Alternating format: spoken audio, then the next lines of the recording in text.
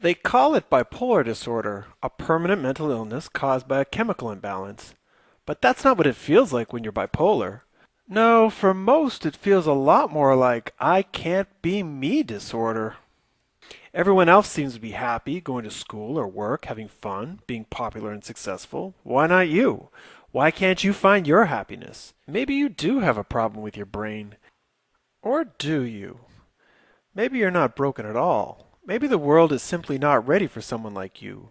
Someone who feels life with an extra degree of intensity. Someone who's probably had more than their share of pain at a fairly young age. Someone who has a hard time dealing with how fake and phony the real world really is. But what is real?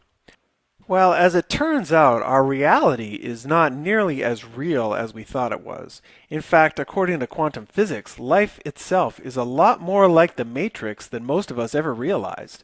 However, unlike Neo, the prison that we're trapped in isn't run by evil machines. In our case, the walls of our prison are nothing but your own ego, and it's your ego which dictates your reality and your identity. In other words, the prison is in your mind. Now, what exactly is an ego is a big issue of debate, because you see, back just a few decades ago, Western psychologists were in the general agreement that the ego was who you are, and that the task of the psychologist was to help you develop your healthy ego so that you could function in this real, and by real I mean material, world. However, starting in the 1960s, some radical thinkers like Harvard psychologists Timothy Leary and Richard Alpert started looking at our ego in an older, mystical, spiritual way. Why? Because these doctors were having mystical experiences themselves, experimenting with hallucinogenic drugs. Says Timothy Leary, I learned more about my brain during the 5 hours I was on magic mushrooms than I had in the preceding 15 years of studying and researching psychology. Dr. Richard Alpert was so overwhelmed by his LSD experiences that eventually he went on a spiritual quest to India. Once there, he was given the name Ram Das by an enlightened guru, and upon returning from India became one of the great spiritual teachers of the 1970s. Now, speaking personally, I've never had any experience with hallucinogenic drugs, or any drugs for that matter, and I don't recommend them. However, it's also obvious that for Doctors Leary and Alpert, taking the hallucinogenics helped them to broaden their understanding of how our minds work. And the big insight that they had with regard to our minds was that the ego is not who we are, because under the influence of these drugs we lose our ego. And yet somehow we're still there. So unlike Freud had suggested, our ego is not who we are. Our ego is who we think we are, but we're not. It's our false self. And it is this false self which defines and limits not only our reality, but also our identity. Indeed, for all of us, our idea of what is real and what is possible is much more limited than any of us could have ever imagined, because our ego prevents us from seeing ourselves and our reality in any other way. So in other words, our egos are literally illusions that we live in which limit our reality. And with that said, the question becomes, well, if the ego is an illusion, why do we need it? Why is an ego important for us? A good analogy is to look at the world. Okay, here's the real world. But this isn't how we see the world. We see the world more like this, the map that has the countries on it. And all of these countries have boundaries. These boundaries are what separate me from you, Canada from the US, France from Germany, this sort of thing.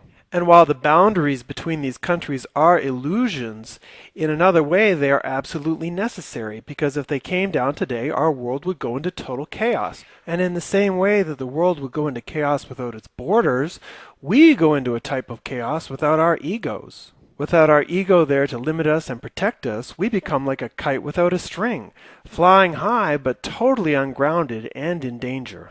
In psychiatry today, they refer to this state as an acute psychosis, and it is in being in an acute psychosis that our true selves, or our souls, are set free on this material plane of reality. Now, the soul is an incredible thing. I mean, so connected to God that once you're in an acute psychosis of a manic episode, you may feel that you're God himself, or Jesus, or Buddha, or some other spiritual figure. In fact, without the ego there to protect it, the behavior of the soul is compelled towards being completely unrepressed. So, looked at from this perspective, rather than being a mental illness, we can start to see bipolar disorder as being an epic battle happening within the psyche, a battle between the soul, which wishes to be free, completely free to express itself in every way, and the ego, which is attempting to suppress any soulful expression or emotions which it deems to be dangerous to the survival of the body itself. And in this battle, when the soul overcomes the ego, we're in a state of mania or even acute psychosis. When the ego completely overcomes the soul, we go into a state of depression. And it's this unresolved conflict between the ego and the soul which is at the root of the cycling of bipolar disorder. As long as the conflict is there, we will move back and forth between mania and depression. And this battle will continue until it comes to a proper end, an end which medications bring about too quickly. Because what psychiatric medications do is they basically dull the chemistry of your body so that the ego can again take control of the situation, keeping the soul in check. And once that happens, you're considered sane again and you can function in daily reality. But as we all know, without more drugs, people often slip from mania into depression because once the ego is in total control, the soul has little room to grow, to expand, and as a result, starts to feel dead. Once on antipsychotic medication, those limiting walls of reality seem even bigger and more imposing than they did before. Now, ironically, the so-called hallucinogenic drugs like LSD-25 or the organic magic mushrooms, ayahuasca, or even occasionally marijuana can have the opposite effect, but not as you might expect. I mean, these drugs were called hallucinogenics because it was assumed by doctors that it was the drugs themselves that were providing the hallucination experiences, the feelings of euphoria, etc. But that's really not what they do. What these drugs do is they cause a collapse, a temporary collapse of the ego functioning. And the hallucinations and delusions and the visions of angels and feelings of being God are all within you. They are experiences within yourself that are finally released now that the ego has collapsed. Now, for anyone who is bipolar, schizophrenic, or even completely normal, this battle between the true self of the soul and the false self of the ego should seem obvious. I mean, every day in our normal lives, there are things that we want to do, say, or experience that we don't simply because we're afraid. And we do this because we learned at a young age that it's a lot easier to get along in life when you conform to other people's expectations of you than to be who you really are. And that may all be well and good when you're a little kid and you've got to learn how to behave yourself. But if you continue to live a life of total conformity, what you'll find yourself living is a life that's completely dead. You won't feel alive in your own life. And in this way, we are all repressed. We're all divided. Not only those people who are bipolar, but pretty much everybody else on the planet. My favorite guru Osho spent his whole life trying to heal this division within completely normal people. And this is what he had to say regarding normal life as it is today. In the past, we were unable to create real human beings. Instead, we made humanoids. A humanoid is one who looks like a human being, but is utterly challenged. He's divided because he is half. He is always tense, and he cannot celebrate. Others have been running his life for him. The parents, the teachers, the leaders, the priests. They've all taken away his decisiveness. They decide, they order. He simply follows. The humanoid is a slave. Only a fulfilled tree will flower, and man is yet to flower.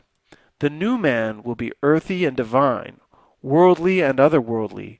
He will live without any inner division, without getting split. He will transcend duality. He will not be schizophrenic. And with the new man will come a new world, because the new man will perceive in a qualitatively different way. Right now, the new man is bound to be a mutant minority, but he carries with him a new culture, a new seed. We now need a new humanity in which religion and science become two aspects of one human being, and art will be the bridge. That's why I say that the new man will be a mystic, a poet, and a scientist all together. He will be a mystic because he will feel the presence of God. He'll be a poet because he will celebrate that presence.